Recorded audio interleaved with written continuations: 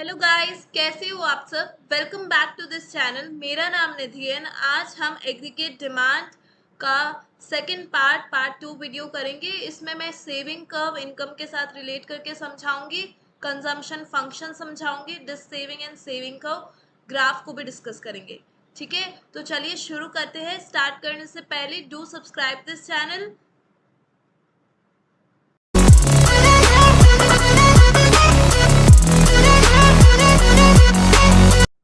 तो aggregate supply का क्या मतलब है, ध्यान से सुनना। एग्रीगेट सप्लाई को प्रोड्यूसर्स के पॉइंट ऑफ व्यू से सोचना है। जितना भी प्रोड्यूसर सप्लाई कर रहा है, ठीक है, जितने सारे प्रोड्यूसर सप्लाई कर रहे हैं, ठीक है, उतनी ही उनकी इनकम होगी। इसलिए जो भी एग्रीगेट सप्लाई है, जितना भी प्रोड्यूसर सप्लाई कर रहे हैं, is equal to national income. जितना सप्लाई दैट इज प्रोडक्शन होगा, उतनी ही इनकम होगी। इसीलिए income is equal to aggregate supply. ये बात क्लियर है। और इनकम को हम दो जगह ही, या तो हम खर्च करेंगे या सेव करेंगे। इसलिए इनकम को, इनकम वाई से रिप्रेजेंट हो गया है। इनकम को या तो हम खर्च करते हैं या फिर सेव करते हैं। इसीलिए एग्रीगेट सप्लाई क्या हो गया, C+S। क्लियर है ये चीज। और एग्रीगेट डिमांड जो हमने पार्ट 1 में किया था, उसमें क्या था कि एग्रीगेट डिमांड 2 सेक्टर में क्या होता है, consumer private final consumption expenditure that is C, and investments जो फर्म करती है खर्चा, जिसको I से डिनोट किया है 2 सेक्टर में। तो AD हो गया C+I खर्चे के पॉइंट ऑफ व्यू से, है ना, कंज्यूमर के पॉइंट ऑफ व्यू से। और एग्रीगेट सप्लाई क्या हो गया, प्रोड्यूसर के पॉइंट ऑफ व्यू से। प्रोड्यूसर जितना प्रोड्यूस करेगा उतनी उसकी इनकम होगी। इनकम दो जगह, या तो खर्च करते हैं या सेव करते हैं, इसलिए AS हो जाएगा C+S। यहाँ पे आए तो कांस्टेंट ही है, इन्वेस्टमेंट कांस्टेंट है, इसलिए एग्रीगेट सप्लाई क्या हमारा C+S। इनकम या तो खर्च होगी या सेव होगा। ये दोनों ही चीजें क्लियर है। अब इसके ग्राफ को समझते हैं। ग्राफ से पहले टेबल समझेंगे। तो यहाँ पे एक चीज समझना, मैं ग्राफ सेविंग कर्व का अलग से नहीं करा रही हूँ। सेविंग, कंजम्पशन और इनकम तीनों को एक साथ ही करा रही हूँ, ताकि कंजम्पशन फंक्शन भी समझ में आ जाए। ठीक है, बहुत ही इजी है और बहुत इंपॉर्टेंट है। लास्ट ईयर 6 मार्क का क्वेश्चन था कि सेविंग कर्व और कंजम्पशन में क्या रिलेशन है, या फिर कंजम्पशन और सेविंग में कैसे डिराइव होता है, क्या रिलेशन है। ठीक है, तो ये इंपॉर्टेंट है, इसको सुनना ध्यान से। तो यहाँ पे हमारे टेबल को समझो पहले। देखो, मैंने अभी बताया तुम्हें कि एग्रीगेट सप्लाई क्या होता है, C+S। क्योंकि एग्रीगेट सप्लाई किसके इक्वल होता है, इनकम के। या तो इनकम कंज्यूम, खर्च, कंजम्पशन में जाएगी, या सेव करेगा प्रोड्यूसर। ठीक है, इजी है। तो ध्यान से सुनो, जितना हमने यहाँ पे इनकम ली है ना, जैसे इनकम बढ़ती जा रही है, तो वैसी सेम चीज एग्रीगेट सप्लाई हो जाएगी। 100 तो 100, 200 तो 200, 300 तो 300, क्योंकि aggregate supply is equal to income. ठीक है, क्लियर हो गई बात। आगे देखो, अब इनकम यहाँ तो हमारी खर्च होती है, इसको ऐसे समझना, या तो इनकम हमारी खर्च होती है या फिर सेव होती है ना। अगर इनकम जीरो है, अगर इनकम है जीरो और खर्चे है ही है C बार दैट इज, तो फिर हम सेव करेंगे? सेव कैसे कर सकते हैं, नहीं करेंगे ना, हमारी इनकम तो है नहीं। खर्चे और हमने उधार लिया होगा किसी से, क्योंकि ये ऑटोनॉमस कंजम्पशन है, ये होगा ही होगा। तो बिना इनकम के कैसे होते हैं खर्चे, उधार लेके होते हैं। तो यहाँ पे हमारी सेविंग क्या हो जाएगी उस टाइम, -40। जितना भी हमने उधार लिया है वो नेगेटिव में दिखा देंगे कि ये हमारी डिस सेविंग हो रही है, ये उधारी है हमारी, हम सेव नहीं कर रहे, डिस सेविंग हो रही है। ठीक है, तो यहाँ पे 40 प्लस -40 दैट इज C+S क्या हो जाएगा, इनकम। इनकम अपने आप जीरो आ रही है। ठीक है, अब इनकम में से तुमने 100 रुपए में से 120 का खर्चा किया, तो 20 रुपए तुमने उधार लिए थे, मैंने पार्ट 1 में बताया था। तो यहाँ पे जो उधार के 20 रुपए है, उसको -20 लिख दिया, वो हो गई डिस सेविंग। फिर जब हमारे खर्चे और हमारे इनकम बराबर है, तब हमारी सेविंग नहीं होगी ऑब्वियसली, तो सेविंग हो गई जीरो। अब हमने सेव स्टार्ट कर दी, क्योंकि एक पॉइंट के बाद हमारी सारी नेसेसिटी पूरी होने लग जाती है और हम धीरे धीरे सेविंग भी स्टार्ट कर देते हैं। ठीक है, ये पॉइंट भी बताया था ना मैंने। तो यहाँ पे क्या हुआ, जब 300 इनकम हुई तो हमने खर्चे किए, हमारे खर्चे बढ़े हैं बट प्रपोर्शनेटली कम रेट से बढ़े हैं क्योंकि वी स्टार्टेड सेविंग। क्लियर? तो 300 में से 280 इधर आ गया और 20 रुपए कहाँ जाएंगे, because income is C plus S. तो इनकम अगर 300 है तो 280 इधर और एस क्या हो गया 20 हमने सेव करा। मतलब स्टार्टिंग में हम जैसे जब हमें हमारी इनकम नहीं थी तो हम उधार ले रहे थे, ये तो क्लियर हो गई बात। जब इनकम थोड़ी होने लग गई, खर्चे चल रहे तो इक्वल हो गया, तब हो गया जीरो। जब इनकम और कंजम्पशन इक्वल हो गए तब सेविंग क्या हो गई जीरो। और जैसे ही इनकम इंक्रीज हो रही है खर्चे भी बढ़ रहे हैं बट प्रोपोर्शनेटली कम बढ़ रहे हैं क्योंकि वी स्टार्ट सेविंग। तो फिर जब भी इनकम ज्यादा है खर्चे से तो हम क्या करेंगे, सेव करेंगे। जब इक्वल है तो सेविंग क्या रहेगी, जीरो। और जब खर्चे ज्यादा है, ऑब्वियसली कंजम्पशन ज्यादा है, तो हम क्या करेंगे, डिस सेविंग। ये बात क्लियर है, लॉजिकल बात है ना। और यहाँ पे इसका ग्राफ रिप्रेजेंट करते हैं। अब तुमने फर्स्ट पार्ट में सी तो पढ़ा ही था, जहां पे एक चीज ध्यान रखना, जब ऑटोनॉमस कंजम्पशन सी बार है तो हम उतना ही उधार लेंगे। तो जब इनकम जीरो होगी तो कंजम्पशन तो होगा सी बार और उधारी कितनी होगी, माइनस सी बार। क्लियर? इजी है। अब इसको ग्राफ से समझो, ये इसका ग्राफ है। तो ग्राफ में एक चीज समझना, इस साइड तो आ गई इनकम, धीरे धीरे इनकम बढ़ती जा रही है, 100 से 0 से 100 हुई, 100 से 200, 300, 400, है ना। और इधर भी हमने एक्सिस 100 का ही लिया है, 100, 200, 300, 400। ठीक है, इस साइड आ गई, दूसरी साइड कंजम्पशन एंड सेविंग।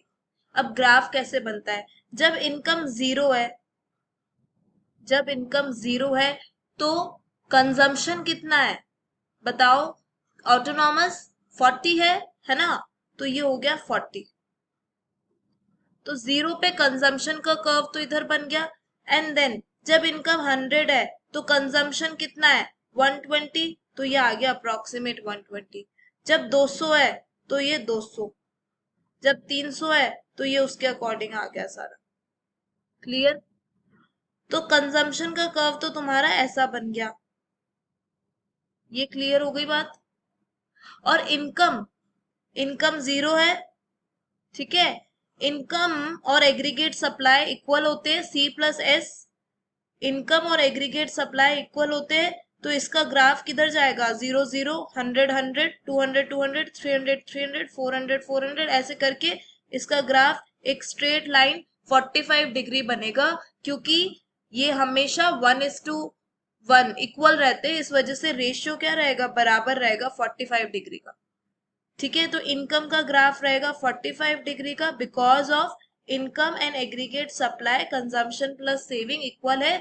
जब ग्राफ बनाएंगे तो प्रोपोर्शनेट सेम होगा, इक्वल हो जाएगा 45 डिग्री में। ये 90 डिग्री हो गया ना, तो ये 45 डिग्री हो गया कि इधर भी बराबर गैप, इधर भी बराबर है, रेशियो सेम है। ठीक है, तो ये 45 डिग्री हो गया इनकम का।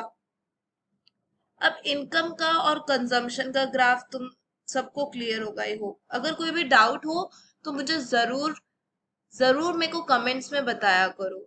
अगर अच्छे से समझ आ रहा है और क्या टॉपिक्स पढ़ने हैं जरूर कमेंट करना, एंड चैनल को प्लीज सब्सक्राइब करना, बिकॉज आप लोगों के लिए ही है कि मैं ये वीडियोस बना रही हूँ ताकि बच्चे इस टाइम पे, कोरोना के टाइम पे इजीली पढ़ पाए। बहुत लोग अफोर्ड भी नहीं कर पा रहे पढ़ना, इसीलिए यहाँ पे मैं ये चाहती हूँ कि 11th और 12th के जो बेस है बच्चों का स्ट्रांग रहे, 12th में अच्छे से पढ़े। तो जरूर लाइक करना एंड सब्सक्राइब करना। आगे चलते हैं। अब सेविंग के कर्व को समझो।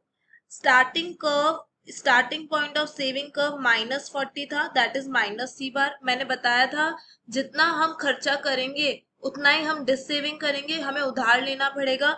तो पहले में हमने -40 का उधार लिया था। नेक्स्ट में हमने जब इनकम 100 थी तो हमारा खर्चा था 120, याद है ना टेबल। तो 120 में जब 20 रुपए का ज्यादा खर्चा था तो हमने उधार लिया, तो हम -20 पे आ गए उधारी में, है ना। एंड देन जीरो हो गया जब कंजम्पशन और इनकम इक्वल है, तो हमने कोई उधारी नहीं ली, ना सेविंग हुई, सेविंग क्या हो गई, जीरो। और जैसे ही हमारी इनकम बढ़ी आगे 300 हुई तो हमारी सेविंग हो गई 20, फिर 400 हुई तो हमारी सेविंग हो गई 40। ऐसे करके हमारा पॉजिटिव सेविंग आने लग गया।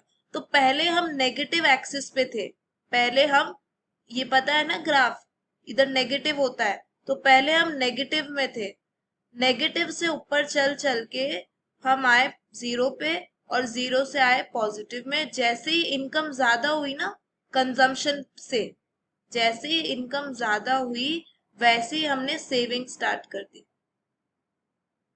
जब इनकम कम थी और कंजम्पशन ज्यादा था, यहाँ पे कंजम्पशन ज्यादा है, तब हम उधारी कर रहे थे। तो जब भी कंजम्पशन ज्यादा रहेगा इनकम से, उतनी ही हमारी उधारी होगी, इसलिए यहाँ पे ये दोनों इक्वल होते हैं। और जब इनकम ज्यादा हो जाएगी कंजम्पशन से, जब इनकम ज्यादा होगी, तो फिर इसको इसके इक्वल कर दिया, उतना ही हम सेव करेंगे, क्योंकि अब हमारे खर्चे कम है, इनकम ज्यादा है, तो हम सेविंग स्टार्ट कर देते हैं। और जब दोनों इक्वल होते हैं तब क्या होता है, जीरो होता है सेविंग, एक्स एक्सिस को टच करता है, सेविंग होता है जीरो। जब ये दोनों इक्वल होते हैं 200 200 पे, उसको क्या बोल दिया, ब्रेक इवन पॉइंट। तो इस एक ही ग्राफ में सारे पॉइंट्स क्लियर है कि सेविंग कर्व कैसे बनता है। तो सेविंग कर्व नेगेटिव एक्सिस से स्टार्ट होता है, हम उधार लेते हैं थोड़े टाइम तक, फिर जीरो हो जाता है जब इनकम और कंजम्पशन इक्वल हो जाती है, और फिर धीरे धीरे जैसे जैसे इनकम बढ़ती है सेविंग बढ़ती है। ये तो आ गया सेविंग कर्व। दूसरा क्वेश्चन हो गया कंजम्पशन कर्व और इनकम कर्व का relation, that is consumption function. तो कंजम्पशन फंक्शन में हमने ये वाला ग्राफ बना देना है, नीचे वाला नहीं बनाओ, चाहे ऊपर ऊपर वाला बना दो। तो कंजम्पशन कर्व ये, इनकम कर्व और कंजम्पशन कर्व दोनों क्लियर है ना। इसमें क्या हो जाएगा हमारा, कि ध्यान से सुनो, कि ये रहा हमारा इनकम कर्व, ये रहा कंजम्पशन कर्व। जब कंजम्पशन ज्यादा है इनकम से तो हम उधार लेते हैं, ये वो गैप शो कर रहा है, ठीक है, कंजम्पशन ज्यादा है इनकम से। जब दोनों इक्वल है तो ये रहा, और धीरे धीरे जैसे जैसे इनकम बढ़ती है कंजम्पशन इतनी तेजी से नहीं बढ़ता, कम तेजी से बढ़ रहा है। Why, because we start to save. तो कंजम्पशन बढ़ तो रही है, इंक्रीज तो हो रही है यहाँ पे, पर वो इंक्रीज धीरे धीरे धीरे धीरे धीरे धीरे धीरे हो रही है, क्योंकि हम सेव कर रहे हैं, और इनकम तो तेजी से बढ़ रही है, तेजी से ऊपर जा रही है।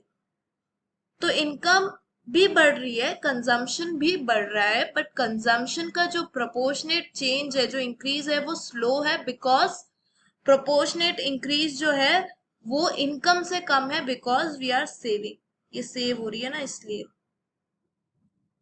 इजी है ना, क्लियर हो गई बात। तो यहाँ पे इनकम ज्यादा है, कंजम्पशन बढ़ रहा है, कंजम्पशन बट इनकम से कम है, बिकॉज हम सेव करते हैं, और ये ब्लू इक्वल है सेविंग।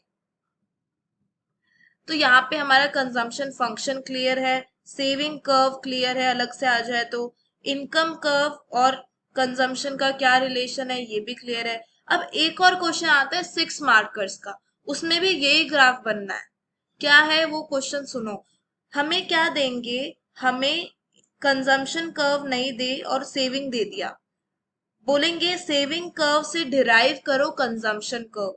ठीक है, तो हम कैसे आंसर देंगे, हम बोलेंगे अगर सेविंग कर्व, जो भी सेविंग कर्व का स्टार्टिंग पॉइंट है दैट इज -40, उतना ही सी बार ले लो 40, कंजम्पशन का स्टार्टिंग पॉइंट ले लो। ठीक है, जब ये जीरो है तो कंजम्पशन को इसको इक्वल कर दो, और जब जैसे ये पॉजिटिव एक्सिस में सेविंग कर्व बढ़ रहा है तो कंजम्पशन को बढ़ा दो, बट इनकम से कम रखना। तो कंजम्पशन कर्व हो गया ऐसा।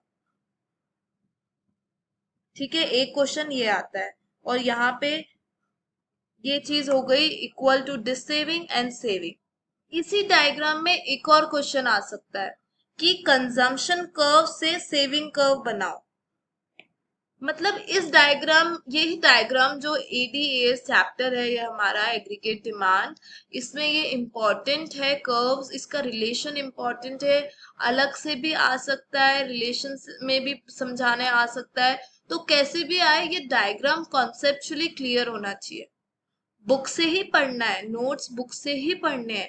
ये बस मैं समझा रही हूँ कि क्या क्या अलग अलग क्वेश्चन आ सकते हैं। आई होप आपको ये ग्राफ समझ आ रहे हैं, क्योंकि मैंने एक ही ग्राफ में सब बताया है।